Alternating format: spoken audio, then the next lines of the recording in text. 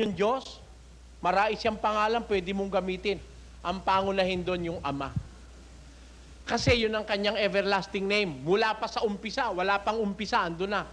From everlasting is thy name. Mula nang walang pasimula, siya mong pangalan. Yung salitang Ama. Meron pa bang ibang pangalan ng Diyos? Pakinggan nyo.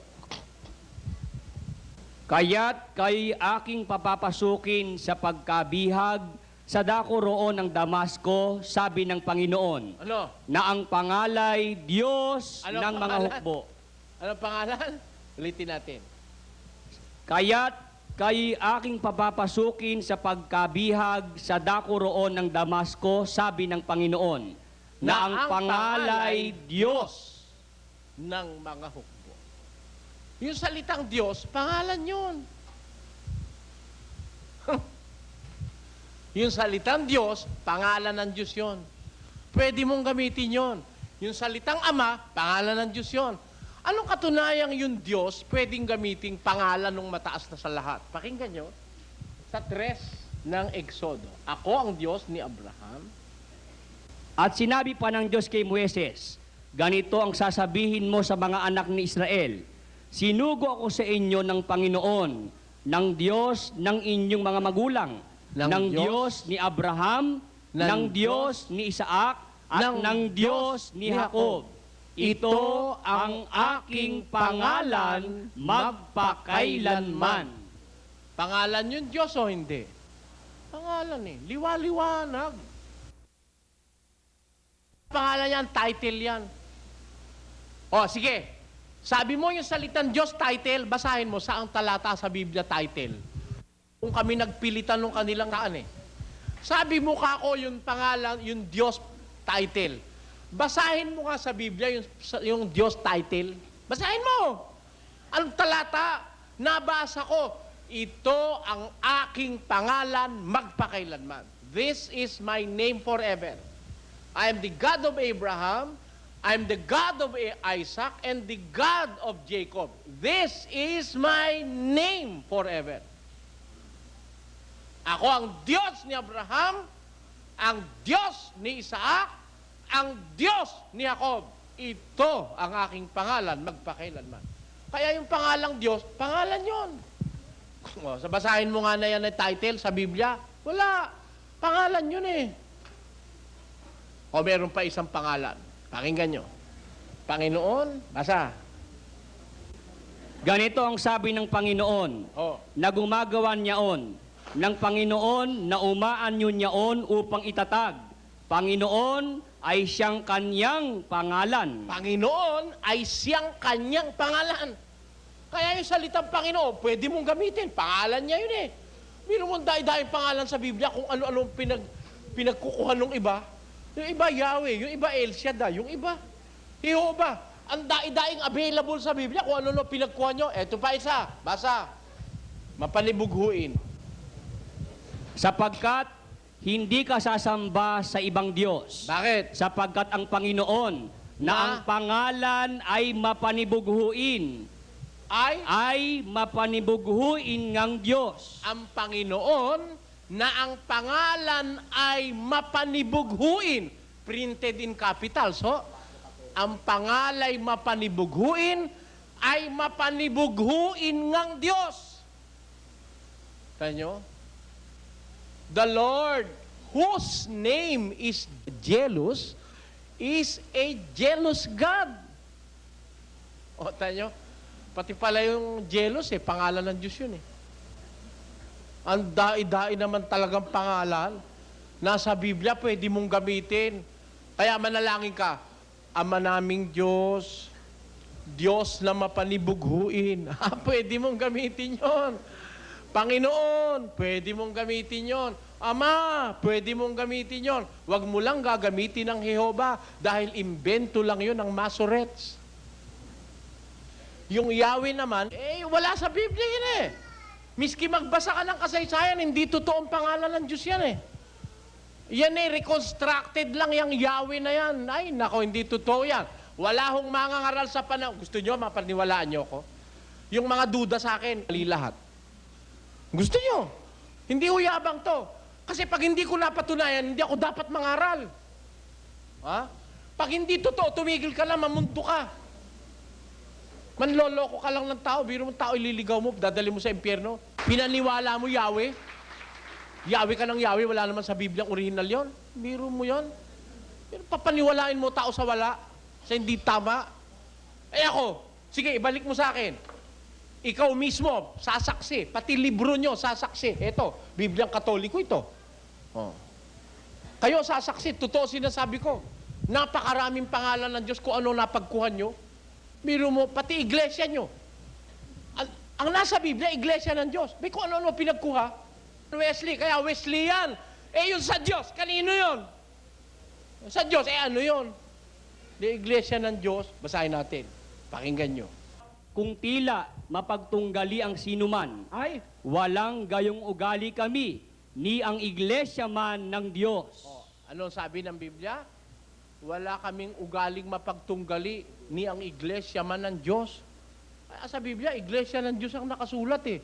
3:5 ng unang Timoteo. Pakinggan nyo. Ngunit kung sino man nga ay Ay. hindi marunong mamahala sa kanyang sariling sangbahayan, paanong makapamamahala sa iglesia ng Diyos? Alin ang dapat pamahalaan? Iglesia ng Diyos. Ba? Kakuha-kuha mo eh. Kakuha-kuha mo eh. Church on the Rock. Saan mo nakuha yun? Ha? Bread of Life. Jesus Reigns. Wala sa Biblia yan. Ang nasa Biblia, Church of God. Iglesia de Dios. Ecclesiarum Dei. Yun na nasa Latin. Eh, kanya-kanya yan eh. Yung Diyos, Dei. Dio. Sa Chinese, Te. O, di ba? Sa Tagalog. Diyos. Kaya iglesia ng Diyos. Ngayon, kung gustong palalim-laliman ng pagkatagalog, Bathala. Di ba? Bathala tawag sa Tagalog. Poong may kapal. Lumikha. O, yan. Manlalalang. Ayan mga termino sa Tagalog. Huwag matigas ang ulo. Biblia, lahat tayo marunong bumasa. Kung di ka marunong bumasa, pabasa mo sa apo mo. Apo, ano ba nakasulat dyan? Ay, ang nakasulat ho rito ay Ama. O, yun tawagin mo, Ama namin. Ama namin, igpami, ti ka banwa, sambanda sa lagyo mo datang kay kaming pamagari mo. May pamintuan ninlub mo kahit sulipan ti banwa. Tamo? Kahit saan mo dalhin, igpami, sa Kapampangan, igpa. Padre, nuestro Padre, Padre, sa Latin, Pater Noster, Ama namin, Pater sa Latin, o di pare-pareho. Eh pagdating sa Tagalog, di Ama, o di ba, ganyan. Sa English, Our Father who art in heaven, hallowed be thy name, thy kingdom come, thy will be done on earth as it is in heaven. Our Father, Father, yun ang pinakamagandang tawag. Anak eh. Yan. O, ngayon, alam niyo na ho kung paano tatawagin? Halimbawa, monotonous na puro Ama itawag mo, di palitan mo ng salitan mo, O Panginoon Diyos, o kaya, O Panginoon, may lalang ng langit at lupa, o di tama na, alam na ng Diyos yun, siya tinatawag mo. Eh baka mamaya, O Panginoon, sino yun? Baka si Satanas yun eh. May Panginoon din yun eh. O meron naman namamanginoon sa pera. O Panginoon kong pera, ang pangako ko sa'yo, lahat ng tao hahamaking ko, mapa sa aking kalamang. Ayun, meron gano'n namamanginoon sa pera. Meron naman sa babae, sinasamba kita. Ayun, ha? Sin tu amor no bibire. Yan naman. Ay, maraming pinapanginoon ng tao, pero gusto mo makumpleto. Panginoon naming Diyos, amang may lalang ng langit at lupa. Wala nang kalpaltos yun. Siya may lalang ng langit at lupa. Gusto mong matiyak? Tawagin mo, Ama. Bakit? Pag tumawag ka ng Ama, nararamdaman niya na siya'y kinikilala mong Ama, kikilalanin ka naman niyang anak. Basa. Pakinggan nyo. Sa isang talata, 2 Korinto 6, versikulo 17 hanggang 18. Basa. Kaya nga, magsialis kayo sa kanila At magsihiwalay kayo, sabi ng Panginoon. At huwag kayong magsihipo ng mga bagay na marumi. At kayo'y aking tatanggapin. At ako sa inyo'y magiging ama. At sa akin, kayo'y magiging mga anak na lalaki at babae, sabi ng Panginoong makapangyarihan sa lahat. Kita nyo? Magbalik kayo sa akin. Umalis kayo sa marumi. Lumayas ka sa sugal, sa bisyo, sa drug. Lumayas ka sa pagiging suplado mo't suplada at plastic. Alisin mo ka, plastikan mo. Plastic. Masyado kang paimbabaw, napakasuplada mo, kumakatingin ka para kung lalaman ng tao. Alisin mo yan, nagagalit ang Diyos. Basa, pakinggan nyo ha. May 6 na bagay. May 6 na bagay na ipinagtatanim ng Panginoon. At, Oo, 7 na mga kasuklam-suklam sa Kanya. ano yung kasuklam-suklam na sa Diyos na 7? Mga palalong mata. Yung matang kong tumingin, ko lang. Parang wala siyang pakialam sa mundo. Galitan Diyos diyan sa mga ganyan tao. Mata pa lang, palalo na eh. Kung yung mata palalo na, de lalo na yung puso nun, hindi. Saan man nanggagaling yung lumalabas dito? Di ba rito? O, kaya pag dito, ang nandito, puro pambababae, walang tinitignan yung mata mo, kundi puro babaeng sexy. Tama? Hindi. Siyempre, dito nandito yung pambababae, nandito di lumalabas sa mata. O, pagka palalo ang mata mo, palalo rin ang puso mo. Palalong mata, galitan Diyos dyan. Ano pa? Sinungaling na dila. Yan, sinungaling. Mga galitan Diyos dyan. Mga plastic, yung mga kung ano-anong ka-artipisyalan sa buhay ng tao, alisin natin yon. Sabi ng Diyos, umalis kayo sa bagay na marurumi at kay tatanggapin ko. Ako sa inyo'y magiging ama at kayo sa akin magiging anak na lalaki at babae, sabi ng Panginoong makapangyarihan sa lahat. Anong tawag natin? Ama. Anong Jehova?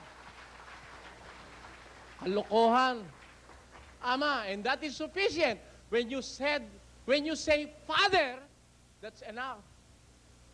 You have everything inside it. Sapagkat sa Biblia ang kahulugan ng salitang Ama, pinanggalingan ng lahat ng bagay. Kaya pagka-ama, kumpleto na yun eh. Kumpleto yun. Pakinggan nyo ha. 138:2 ng awit. Pakinggan nyo sinasabi. Ako'y sasamba sa dako ng iyong banal na templo at magpapasalamat sa iyong pangalan. Bakit? Dahil sa iyong kagandahang loob at dahil sa iyong katotohanan, sapagkat iyong pinadakila ang iyong salita sa iyong buong pangalan. Tanyo, nagiging dakila yung salita dahil sa pangalan ng Diyos eh. Totoo naman yun eh. Parang ganito, bigyan kayo halimbawa, no, mga kapatid. Yung pangalan, nakakapagpadakila yun eh. Halimbawa, Chuper. Dakila ba? Sabi ng iba, Chuper ka lang eh. Security guard. Dakila ba? Security guard ka lang, yabang-yabang mo. Barbero. Barbero ka lang, yabang-yabang mo. Nilalang yun eh. Gusto niyong dumakila, dugtungan natin. O, tao. Tao lang. Hindi dakila masyado eh. Baka tao sa kalye eh. Ha? Standby eh. Pero pag dinuktong mo, tao ng Diyos, dakila o hindi? Ha? Anghel ng Diyos, dakila o hindi? Espiritu ng Diyos, ha? Lalaki ng Diyos, langit ng Diyos, utos. Nino? Ni Mayor? Mahalaga yon. Utos ng Diyos, mas mahalaga yon kaysa sa utos ni Mayor. Tama o hindi? Yung iglesia, kanino yon? Iglesia ng Diyos yun. Kaya dapat na, kaya nakaduktong yung pangalan ng Diyos, mahalaga yung pangalan niya, kala nyo, yung pangalan ng Diyos, idinudugtong yon sa kanyang pag-aari. Tama o hindi? Asawa ni Pedro. Ano nakadugtong? Pangalan ni Pedro. Anak ni... Ano nakadugtong? Pangalan ni Pedro, anak niya eh. Anak ni Pedro, tinawag mong anak ni Jose. Ano ibig sabihin niya? Malaking awa yan. Sasabihin niya, ano, nasa Lyceum ba, misis ko, tinawag mo pa anak ni Jose? Gulo yan. Kaya yung anak ni Pedro, lupa ni Pedro, titulo ni Pedro, asawa ni Pedro, bahay ni Pedro, kayamanan ni Pedro, pera ni Pedro, backbook ni Pedro, lahat ng kay Pedro nakadugtong ang kanyang pangalan. Amen? lahat ng sa Diyos dapat tawagin sa kanyang pangalan. May pangalan siya o wala? Meron. Ang pangalan niya sa Tagalog, ang dami. Ama, Diyos, Panginoon. Bathala, may kapal, makapangyarihan sa lahat. Ang daing pangalan ng Diyos sa Biblia. Nagagalit lang sa akin yung iba eh. O, ngayon, mahilig kayo sa gadya, bahala kayo. Nasa inyo yun. Di ko naman kayo pinipilit. Di kung gusto nyo magalit, di magalit kayo. Eh, yung iba, kung kailan niloloko, tuwa. Pag pinagtatapatan, nagagalit sa'yo. Alam ba, ba't ka magagalit sa akin? Eh, nano ba kita?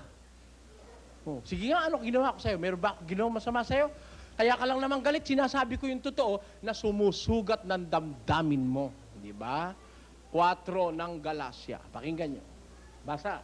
Kaya nga, ako bagay naging kaaway ninyo sa pagsasabi ko sa inyo ng katotohanan. Nagiging kaaway nyo ba ako dahil sinasabi ko sa inyo ang katotohanan? O hindi kayo sanay makinig ng katotohanan kaya galit kayo? Tama o hindi? Meron tao hindi sanay sa totoo, sanay sa mga lokohan. Mga kapatid kong Kristiyano, tayo nagtitipon-tipon dito ngayon upang pag-aralan natin ang salita ng Panginoon. Tumindig tayo, mga kapatid. Ang unang pagbasa. At nang siya'y kanilang masumpungang gayon, ay kanilang ipinagsama siya sa Antioquia. At nangyari na sa loob ng isang buong taon, sila'y nakisama sa mga alagad sa iglesia. At ang mga alagad ay pinasimulang tawaging mga Kristiyano sa Antioquia. Pagpalain ang ating binasa. Yan ang salita ng Panginoon. Salamat sa Diyos, salamat sa Diyos, sa wika mong banal, salamat po. Ayun. Magsiupo na tayo mga kapatid. Narito ang ikalawang pagbasa. Babasa na naman ulit. Tapos na. Pagpalain ang ating binasa. Salamat sa Diyos. Naku, tuntua mga tao ron. Walang atake. Wala nga. May pagtutuwid ba? Kaya nung ikaw ay bata, ang paniwala mo mali, ngayon naghihingalo ka na, mali pa rin ang paniniwala mo hanggang ngayon. May Biblia ka, hindi mo alam ang laman. Amen? Amen. Eh, kayo saksi. Alam mo? May Biblia ka, alam mo ang laman? Hindi nga eh. Hindi mo alam. Mamamatay ka, hindi mo pa alam ang laman ng Biblia mo. Nandun, inaagyo sa, Kaya pag nakarinig ka ng pangangaral ni Soriano, hindi ka makatiis, galit ka, nakairap ka. Bakit? Hindi ka kasi sanay na pinagtatapatan, sanay na sanay kang binobola sa habang panahon. Amen? Hindi, wag ka pupunta. Makipagbulahan ka sa pastor mo, at tiyak na tiyak kung pupuntahan mo. Ha? Ilang hakbang na lang, impyerno ka na. Ha? Ayaw ka ng totoo eh. Gusto nyo maligtas? Tanggapin nyo totoo. Kahit bata ang magsabi, pag totoo, tanggapin nyo. Sabi ng bata, pag hindi ka kumait, uminom, mamamatay ka. Tama o hindi? Sabi ng presidente, pag hindi ka kumait, uminom, mamamatay ka. Tama o hindi? Sabi ng basurero, pag hindi ka kumait, uminom, mamamatay ka. Tama o hindi? Sabi ni Soriano, pag hindi ka kumait, uminom, mamamatay ka. Galit ka. Ba't ka galit? Eh, tama rin yun. Ako nagsabi. Parang piso yon. Yung piso, pahawakan mo sa presidente, piso yon. Nadagdagan ba yun dahil presidente may hawak? Hindi, piso rin yon. Pinahawakan mo sa basurero, piso ba rin yon? Piso rin yon. Hindi ko mo basurero may hawak, mabawasan na pagkapiso nun. Naintindihan mo ba ako yung kapatid? Ang tao, plastic, ang tao pa imbabaw. Magsusuot ako ng brilyante. Basurero ko. Ano sabi ng tao? Ay, pit ng baso yan. Yung puwit ng baso, ipasuot mo kay Imelda Marcos, ano sabi? Brilyante yan. Di ba? Ano ibig ko sabihin? namimili tayo ng anyo. Pero huwag, ang piliin natin kung alin ang makatwiran. Nababasa ba o hindi? Kung nababasa, kahit sino magsabi, totoo yun, hindi mo pwedeng pabulaanan yun. Nasa Biblia yun. Huwag kayong magagalit sa totoo. Pag nagalit kayo sa totoo, tandaan nyo, sa impyerno punta nyo. Ang papunta sa impyerno, yung galit sa totoo. Sino papunta sa langit? Ang papunta sa langit, nung maibigin sa totoo, you shall know the truth, and the truth shall set you free. Sabi ng Biblia. At kung gusto nyong malaman ng totoo, babalik uli kayo. Ang una ko pong tanong, Tatanong ko lang ho kung ano. tatanong ko lang ho. Ang katanungan po'y ganito. Tanong ko lang po sana kung How do you know if you're rightly dividing the word of truth or not? Biblia ang sasagot. Itanong mo kay Soriano. Brother Eli, matagal na akong nakapakinig sa'yo. At nung una nga, talaga nasaktan ako, ano? Nagagalit po kayo nung una. Nagagalit ako. Para ako pinagsasampal kaliwat kanan eh. Dahil nga naging member ko ng Caucus for Christ. Dahil nga sa, parang asar ako sa'yo, yung lahat ng tanong mo, tinatanong ko sa kanila. Ang naging problema nga lang, hindi nila masagot yung mga tinatanong mo. Kaya ang nangyari, sa katagalan, na pakinig ko sa'yo, parang nagkakaroon ng aliw sa pakikinig ng mga programa mo. Kaya lang may isa pa kong problema, Brother Eli. Yung kasi, alam naman ng Diyos yung nilaman ng puso ko. Ang isa pa lang sa akin nga yung sa pamilya ko kasi ako pa lang ang may porsigido na makinig at gustong umanib sa inyo. Ang katanungan ko ay mayroon ba akong pag-asa sa iglesia na kinaaniban ninyo samantalang ang pamilya ko ay iba naman ang paniniwala? Alam po nyo, pagdating ni Kristo sa isang sambahayan, meron siyang paunan salita sa 10 ng Mateo, versikulo 34 hanggang 36. Huwag ninyong isiping ako'y naparito upang magdala ng kapayapaan sa lupa.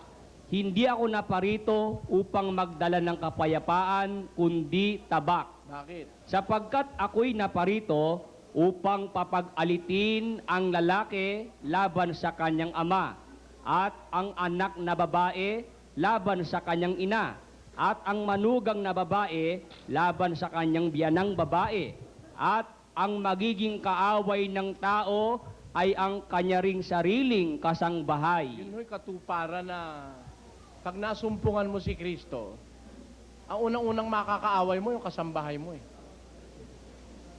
hindi ho masama ibig sabihin nun. Napakaganda nun para sa inyo. Ngayon sabi nyo, may pag-asa ba kayo sa iglesia? Kung ang kasambahay nyo, hindi nyo kapanampalataya, meron ho, ba't wala? Lahat ho ng tao, mayroong pag-asa sa Diyos Hindi naman ho atin yung iglesia, sa Diyos yun Sabi ng Diyos, ang lumalapit sa akin, basa.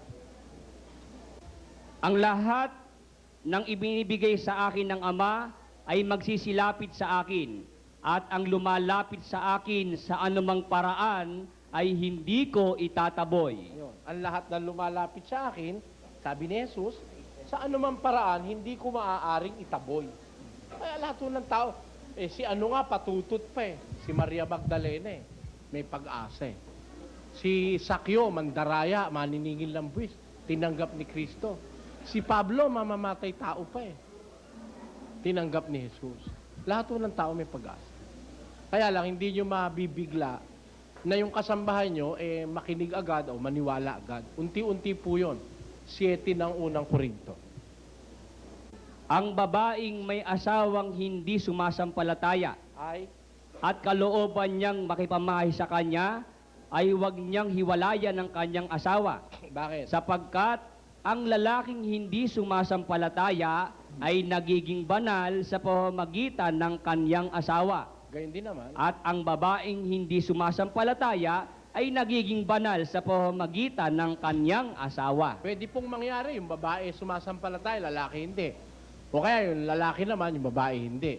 Sa pamamagitan ni ika ng iyong asawa, mababanal ka. Kaya sa pamamagitan nyo, pwedeng mahikayat nyo sa pagbabanal ang misis nyo. Salamat po. May pag-asa po yun. Biblia ang sasagot. Itanong mo kay Soriano. Magandang gabi po, Mr. Soriano. Magandang gabi po. Bago po ako magtanong, ako muna ay magpapakilala sa aking pangalan dahil pangit po naman na basta na lang ako magtatanong siguro. Ikagagalak po namin. Ako po si Mang Nick kung tawagin. Taga-Taytay po ako. Ang itatanong ko lang po, kung paano ko kayo nakatitiyak na tama kayo. Yun lang po. Dahil ang inyong basya na Biblia, nababasa po yan sa Jeremias 8:8, mga kasinungalingan yan. Jeremias 8:8. 8:8, Yung may no? Biblia dyan pwede magbasa. Jeremias 8:8. 8:8. Basahin po natin na Jeremias. Paano ninyo sinasabi, kami ay pantas, at ang kautusan ng Panginoon ay sumasa amin? Ngunit narito, ang sinungaling na pangsulat ng mga eskriba ay sumulat na may kasinungalingan. Sabi po ng Diyos, paano mo sasabihin ikaw ay pantas? At Ang kautusan ng Panginoon. ang kautusan ng Panginoon ay sumasa iyo. Samantalang ang sinungaling na pansulat ng mga eskriba ng mga eskriba ay sumulat ng kasinungalingan. Hindi mo po pwedeng sabihin ikaw ay talagang totoo at pantas, samantalang ang pinagbabatayan mo ay ang mga sulat ng kasinungalingan. Tama po. Opo, tama yun. Nasa Biblia po yun eh. Ako, bakit ko po natitiyak na yung aking sinasabi totoo? Kasi, hindi naman ho sinungaling yung sumulat dun sa binabasa ko. Ang binabasa ko at pinagbabatayan ko, sulat ng mga apostol at ng mga propeta ng Diyos at ng mga ebanghilista ng Diyos. Hindi po sulat ng apostol yung binasa mo. Alin po? Hindi po sulat ng mga apostol yung binasa mo.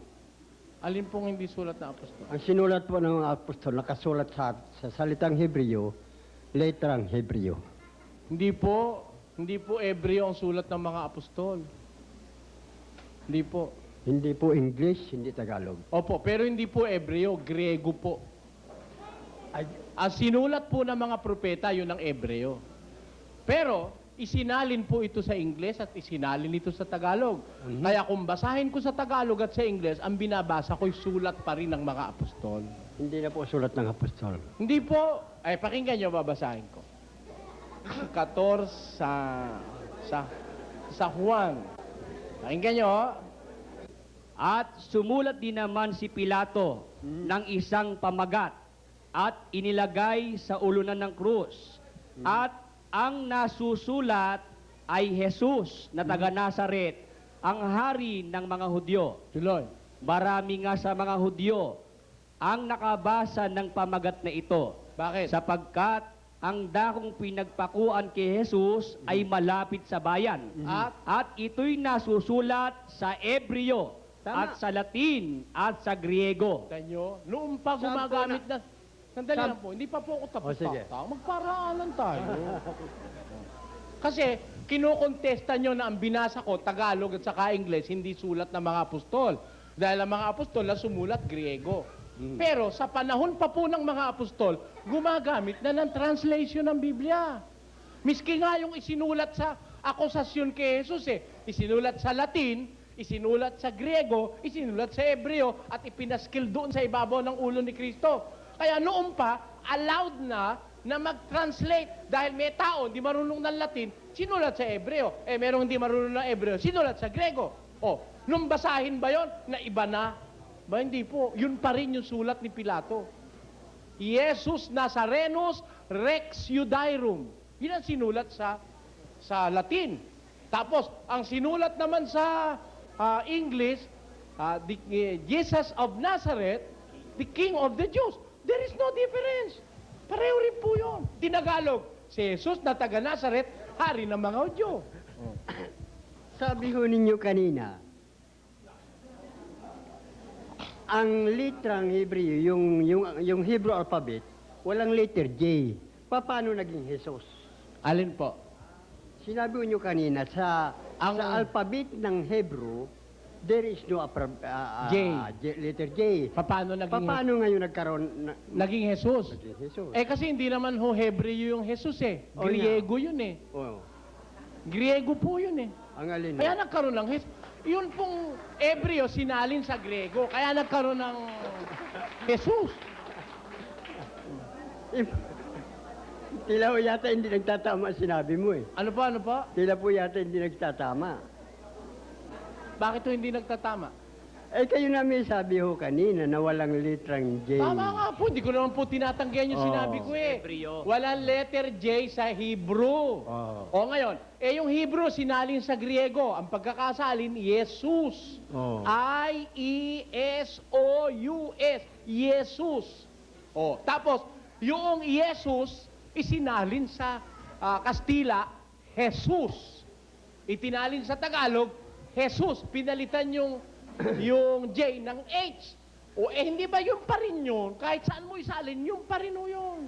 Sino po ang nagbigay sa inyo ng pahintulot na naisalin ang pangalan niyo sa ibang Wala ho nagbigay sa akin ng pahintulot dahil hindi ho ako nagsali ng Biblia. Yun ho nagsali ng Biblia, yun ang talungin nyo, wag ako. Kaya nga po hindi dapat binabasa ko lang ho yung pakinggan eh. nagsali ng Biblia eh. Maliwanag po sinabi sa Biblia na ang sinungaling na pangsulat sumulat ng mga kasinungalingan. Oo, Sa yung mga sinungalingan. Yung Pero hindi ho nasulat po. kasinungalingan yung pangalan ni Jesus. Wala pong nasulat na katotohanan eh. Alin ho? Ayon doon sa binasa niya eh. Wala hong nakasulat sa Oo. katotohanan. Wala. Meron ho. Sinungalingan Pakinggan ano nyo. eh. Pakinggan nyo. Ulitin 12 mo. Gs na Ecclesiastes. Ulitin mo. Haka-haka po yung inyo eh. Ayan, mababasa Hindi, niya. babasahin ko. Ah. Sabi nyo, walang nasulat na katotohanan. Meron. 12 Gs. Humanap ang Hindi. mga ngaral ng mga nakalulugod na Jeremiah salita tutsutuhan. at ng nasusulat na matuwid na mga salita ng katotohanan. May nakasulat Hindi ba? yan. Wala. Hindi ho yan. Meron. Yung Jeremias 8:8 ang sinasabi ko. Ano ho yun? Yung sa Jeremias 8, pakiulit mo. Ano ang pag-uusapan natin doon sa Jeremias? Kasinungalingan nga po ang nakasulat sa lahat ng Biblia yan. Ay, naku, katatang, nagkakamali kayo. Kasinungalingan po. Nagkakamali. Lahat daw ng Biblia, kasinungalingan na nakasulat. Bakit ho? Ulitin po ninyong basahin. Bakit ho? May Biblia kung Ebreo, baka hindi nyo alam. Jeremias 8:8. Hindi, kayo. Ah? Ito bang Ebreo, ito bang Griego, kasinungalingan pa rin? Oh. Ito ho bang Griego, kasinungalingan pa rin? Sukat akusahan nyo ang lahat ng Biblia kasinungalingan. Sino kayo? Yung sa Jeremias 8:8 Ang tanong ko, ang sino binabasihan kayo? ko. Ako si Mang Nick. O, kung sino nyo ko, lalo ko kayo sisinuhin. Oh. Bakit? Nakakaintindi ho ba kayo ng Grego? Pakibasa nyo nga itong Hindi Grego. ako Grego Pilipino. O, tinanin nyo, ba't yung inaakusahan ba lahat ng Biblia kasinungalingan? Biro nyo yun. Masama naman po tatang yun. Masama naman yun. Basahin natin ang Jeremias. Pakinggan nyo. Oh, sige. Sige, Ulitin ho basahin nyo. natin. Tingnan natin kung totoo yung sabi nyo na lahat ng Biblia kasinungalingan. Pakinggan nyo.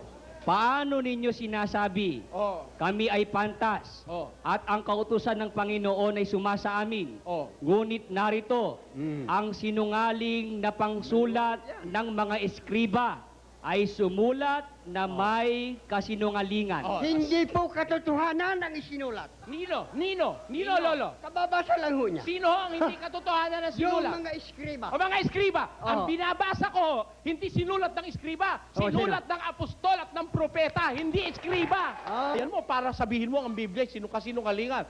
Ulitin natin uli yung At saka kung ikaw pala mangangaral, kanino mo paniniwalain ng tao? Saan? Sa wala. Dadalin mo kami sa impyerno. Ay, isipin nyo ha, tingnan ninyo 8:8 ng Jeremias. Paano ninyo sinasabi, kami... Ito ho bang binabasa niya? Nasa Biblia o wala? Sino may salita nito ayon sa Biblia? Ang Diyos. Ano sabi ng Diyos? Pakinggan nyo. Paano ninyo sinasabi, kami ay pantas, at ang kautusan ng Panginoon ay sumasa amin? Ngunit narito, ang sinungaling na pangsulat ng mga eskriba ay sumulat na may kasinungalingan. Tama mo, hindi naman pala Biblia yon. Sulat na mga eskriba yun eh. Eh, hindi naman eskriba, sumulat dito eh. Ang sumulat dito si Propeta Jeremias. Ang sumulat ng Mateo, si Apostol Mateo. Hindi naman iskriba si Mateo. Si Mateo maniningil ng buwis. Tama o hindi? Ang sulat ni Ebanghelistang Lucas. Si Lucas ho ba iskriba? Hindi rin. Doktor si Lucas. Luke the physician. Lucas al medico. Nakasulat doon sa Biblia. O biro mo nilalos nyo na kapatatang na lahat na lang nasa Biblia ay kasinungalingan. Ay alin pa ngayon ang gagamitin mo sa Biblia? Puro pala kasinungalingan. Masama yan. Masama yun. Ngayon ganito, tatang, pagbibigyan kita. Kung gusto mo, gumawa tayo ng tema. Baka may pastor kang mas mataas sa'yo, siyang kumbidahin mo. Patunayan nyo na ang nasa Biblia kasinungalingan. Patutunayan ko, nasa Biblia katotohanan. Halimbawa, ayan, kung gusto mo, tatang, ngayon, sport. Walang pikon. Huwag mo akong pagbibintangan ng pikon, tatang. Naninindigan lang ako. When you say words with emphasis, it doesn't necessarily mean that you are pikon.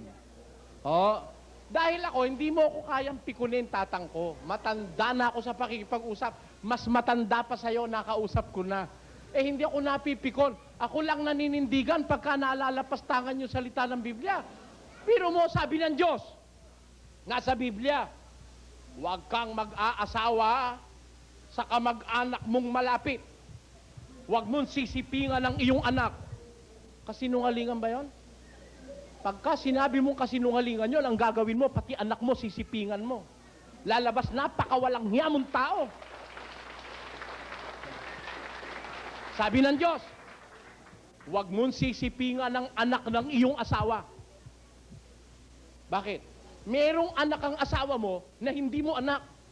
Maaari anak niya sa unang asawa. Huwag mong sisipingan. Kasinungalingan ba yon? Ba delikadesa yung biro mo, anak ng asawa mo, sisipingan mo. Pag yun eh, dinirigard mong kasinungalingan, wala nang pinakawalang yung tao sa mundo kundi ikaw.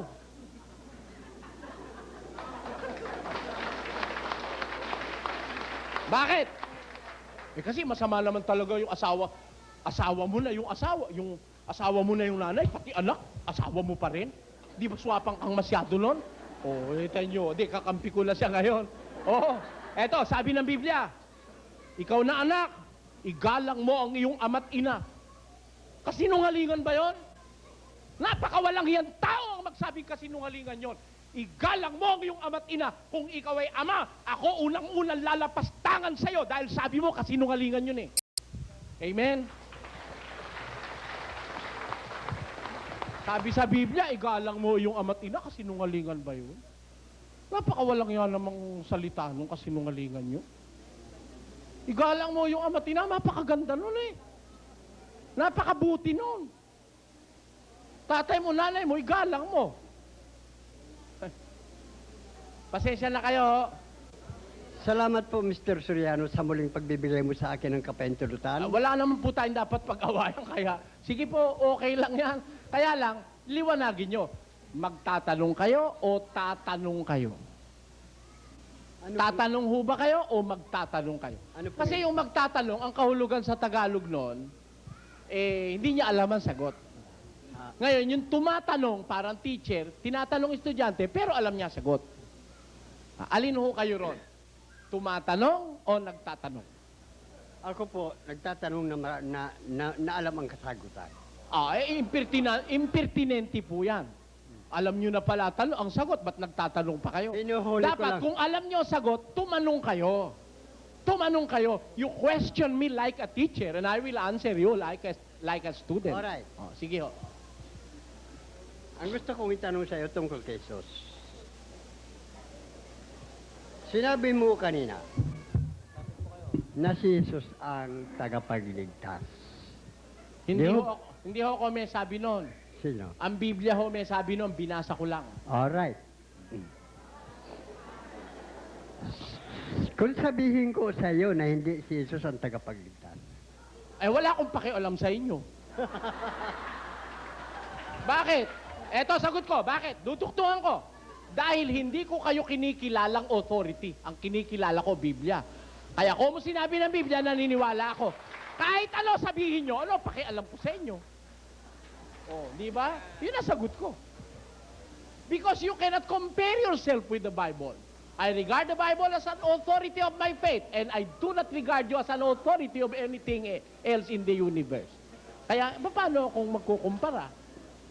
Yun ang sagot ko. Wala akong pakialam. Kahit nasabihin yung hindi siya Diyos, hindi siya tagapagligtas, nasa sa inyo yon. Kinakailangan ng Mr. Soriano, liwanagin natin sa gabing ito, ang tagapagligtas. Ganito. Napakarami ng kaluluwa. Gusto niyo po gumawa tayo ng tema? Anong tema? Theme. Oh. Tema, paksa. Oh. Patutunayan nyo na hindi tagapagligtas si Jesus. Aha. Patutunayan ko naman, tagapagligtas si Kristo Jesus ayon sa Biblia. Payago kayo? Payago kayo? oo. Sige. Gagawa tayo ng tema, pipirmahan ho natin. Mhm. Pagkatapos, sa 1 linggo, babalik po kayo, patutunayan nyo yung inyong stand, patutunayan ko naman yung stand ko. Bibigyan ko kayo ng kalahating oras din ako. Payag kayo? Okay. Sige ho. Shoot!